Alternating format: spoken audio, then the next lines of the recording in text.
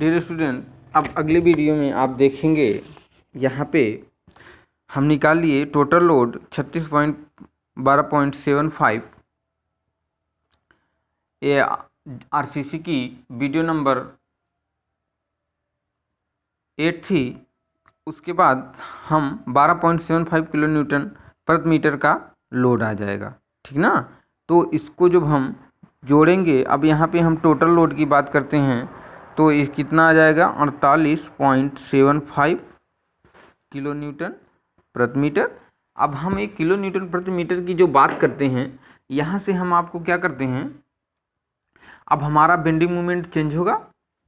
जब यहाँ 48.75 आ गया तो हमारा बेंडिंग मोमेंट ऑलरेडी चेंज होगा। तो अब हम पहले बेंडिंग मोमेंट निकाल लेते हैं, BM निकालते हैं यहाँ पे। तो BM निकालेंगे तो हम जानते हैं बेंडिंग मोमेंट क्या होता है, WL²/8। BM निकाले तो यहाँ WL²/8 सिंपली सपोर्टेड बीम के लिए, for simply supported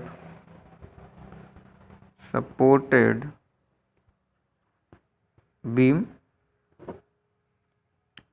for simply supported beam. तो यहाँ पे हम क्या करते हैं, फॉर सिंपली सपोर्टेड बीम के लिए, तो यहाँ पे अब हम चलते हैं W की वैल्यू 48.75 इंटू 10²/8 कर देते हैं। तो इसकी वैल्यू 609.375 किलो न्यूटन प्रति मीटर आ जाएगी। 609.375 किलो न्यूटन प्रति मीटर आ जाएगी, ठीक ना। तो अब हम यहाँ पे फिर इफेक्टिव डेप्थ को फिर कंसीडर करेंगे, ठीक।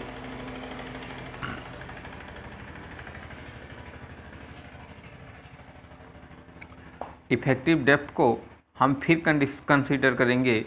तो हमारी टोटल डेप्थ पे जब लेके लोड चलेंगे तो फिर इफेक्टिव डेप्थ को फिर कंसीडर करेंगे। तो हमारा देखिए कितनी वैल्यू आती है। हम इस चीज़ को आपको दिखाते हैं। यहाँ पे ये चीज़ हम पूरी चीज़ आपको वीडियो बता देते हैं। पहले आपको कुछ नहीं करना है, आपको फार्मूले याद करना है। फार्मूला याद करने के बाद किस चीज़ को कहाँ पे उठा के रखना है, किस चीज़ को कहाँ से कंसीडर करना है। देखिए जैसे MR यहाँ पे हम निकाले पहले 1 मीटर के लिए इफेक्टिव डेप्थ के लिए। तो जब हम इफेक्टिव डेप्थ लिखे तो एक कंडीशन आ गई। फिर अब हमारा लोड मान लीजिए पूरी बीम पे लगेगा। अभी तो हम केवल कितने पे ले रहे थे, 1 मीटर के लिए ले रहे थे। तो MR हमारा कितना आ रहा था, bending moment 606.25 kilo newton metre. लेकिन जब हम ये पूरी होल बॉडी यानी पूरे बीम की गहराई को लेके बेंडिंग मोमेंट बनाएंगे तो हमारा जो है अलग हो जाएगा। और फिर हम यहाँ पे टोटल लोड निकालेंगे पूरी बीम का। तो पूरी बीम पे जब हम पूरी 1 मीटर ना लेके पूरी गहराई जो है हम 1.015 लेते हैं तो थोड़ा सा जो है बेंडिंग मोमेंट और बढ़ जाता है, यानी सहन करने की क्षमता उसकी अधिक हो जाती है। तो 609.375 किलो न्यूटन प्रति मीटर आ जाता है। अब हम आपको लेके चलते हैं, फिर इफेक्टिव डेप्थ हम फिर निकालेंगे। तो फिर हम इफेक्टिव डेप्थ निकालेंगे तो यहाँ पे जब हम इफेक्टिव डेप्थ निकालेंगे तो फिर वही फार्मूला लगेगा, MR/QB। MR कितना हो गया 609.375। देखिए वहाँ चेंज हो गया, यहाँ पहले 606.25 था, यहाँ पे अब चेंज हो गया है। वैल्यू हमारी वही रहेगी। आपको हम बता दिए थे कि 1.3004 इंटू 500।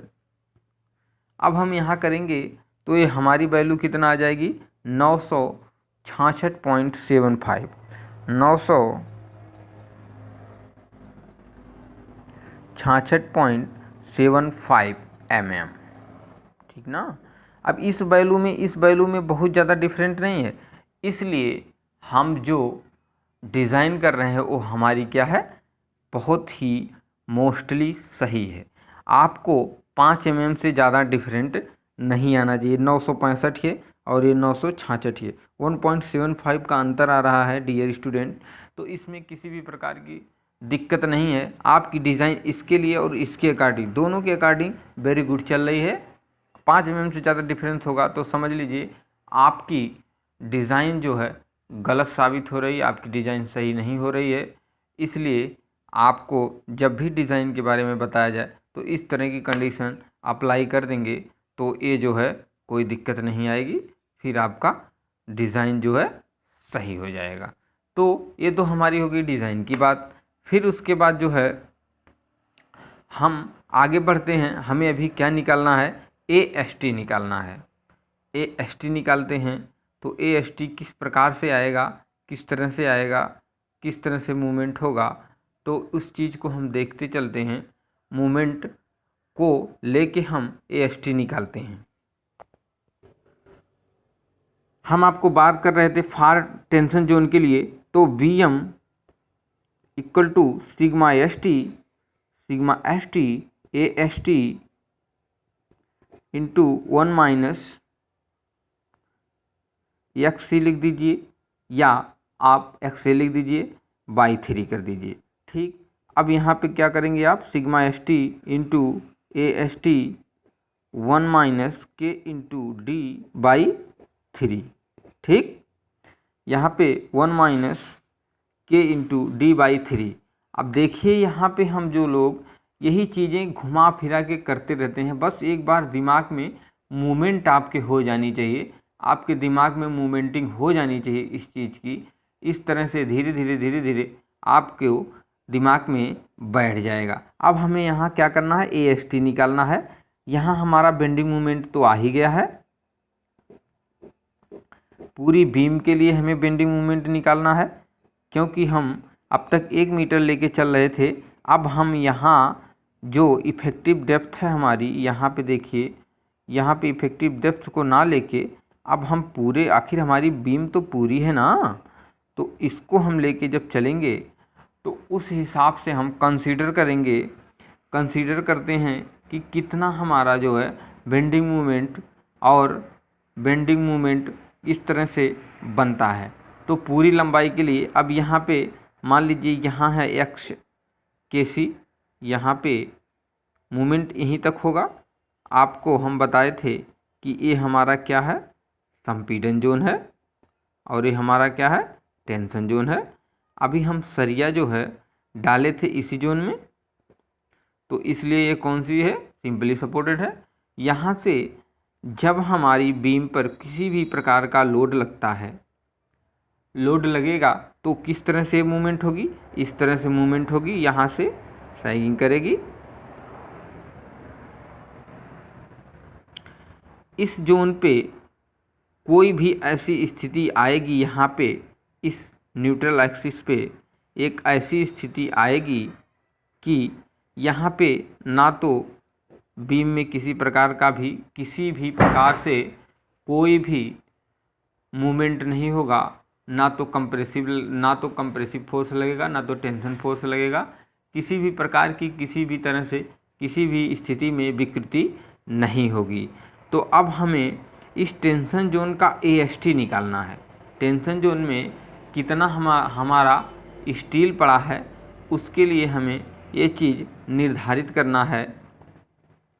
तो इसको जब हम निर्धारित करेंगे तो इस फार्मूले से निर्धारित करेंगे। बेंडिंग मोमेंट तो हमारा ऑलरेडी आ ही चुका है, तो बेंडिंग मोमेंट और इसके लिए, दोनों के लिए हम ये फार्मूला आपको दे दिए। और ये क्या है, फार टेंशन,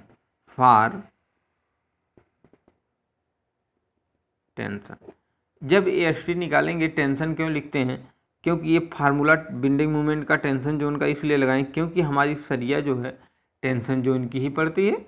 और टेंशन जोन के पड़ने का मतलब हम सिंगली सपोर्टेड बीम की बात कर रहे हैं। सिंगली सपोर्टेड बीम यानी सिंगली रेनफोर्समेंट बीम, और सिंगली रेनफोर्समेंट बीम के टेंशन जोन में ही इस्पात को डाला जाता है।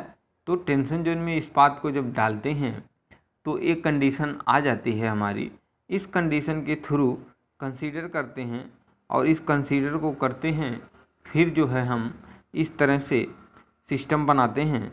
तो यहाँ पे हम ले जाके इसको रख देते हैं। अब चलिए आगे हम फार्मूले की बात करते हैं। तो इस फार्मूले के लिए हम चलते हैं। यहाँ पे मान लीजिए B M equal to sigma S T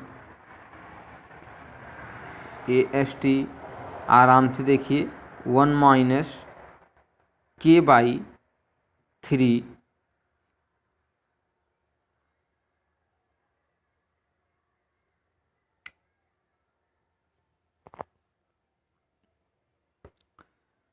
dear student, उसके बाद 1 माइनस के इंटू डी बाई 3।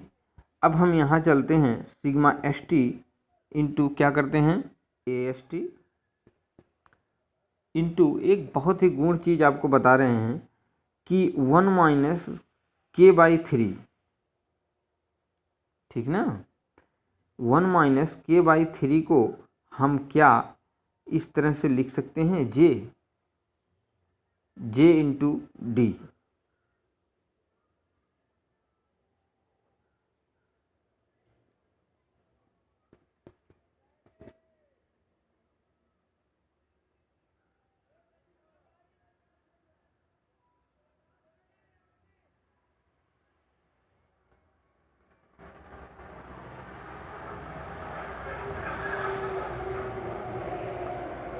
तो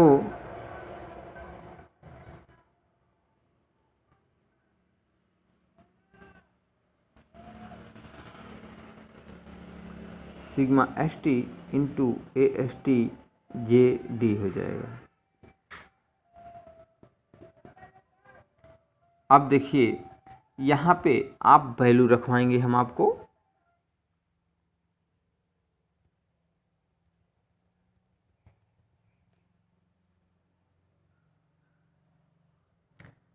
आप यहाँ पे वैल्यू रख दीजिए 609 हो जाएगा 0.375 गुणे 10 की 6 घात equal to sigma S T, अभी ऐसे ही रहने दीजिए, into A S T into J D. अब हम डियर स्टूडेंट जे डी, तो यहाँ पे हम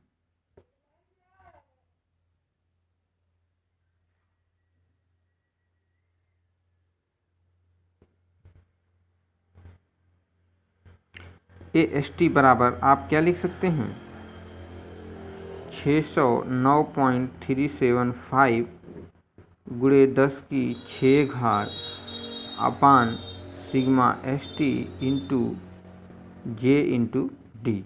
जे की भी वैल्यू हम निकाल चुके हैं आपको 1 माइनस के बाई 3 से। तो आप देख लीजिए स्टूडेंट, ए एस टी की वैल्यू 609.375 गुणे 10 की 6 घात। उसके बाद जो है सिग्मा एस टी की वैल्यू गुणे अभी बाद में रखेंगे 0.903 गुणे 965 आया था ना, 965, इसके बीच की वैल्यू 965 है और 964 के बीच की वैल्यू 965 रख देंगे 965। अब देखिए जो सिग्मा एस टी है इसकी वैल्यू होती है 230 फॉर एफ ई 415 ग्रेड की कंक्रीट ग्रेड स्टील के लिए। जो अगर 415 ग्रेड की स्टील दे दी रहेगी तो उसकी 230 हो जाती है। तो ए एस टी 609.375 इंटू 10 की 6 घात अपान 230 इंटू 0.903 इंटू 965। अब इसको हम क्या करते हैं, हमारा ए एस टी आ गया। इस ए एस टी के लिए अब हम एक बार अब कैलकुलेशन करते हैं फिर बताते हैं।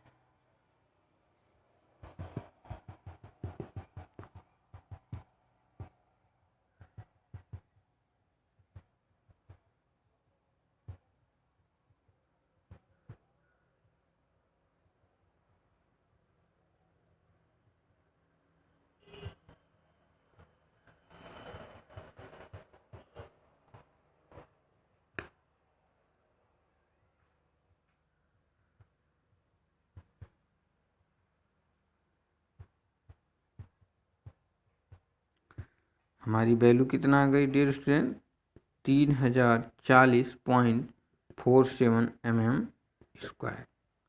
AST की वैल्यू कितना आ गई, 3040.47 mm²। अब सब चीज़ आपका हो गया डिफाइन, तो इसके लिए आप इसके लिए प्रूफ रहिए। इसी तरह से हम लोग डिज़ाइन करते रहते हैं, ठीक ना।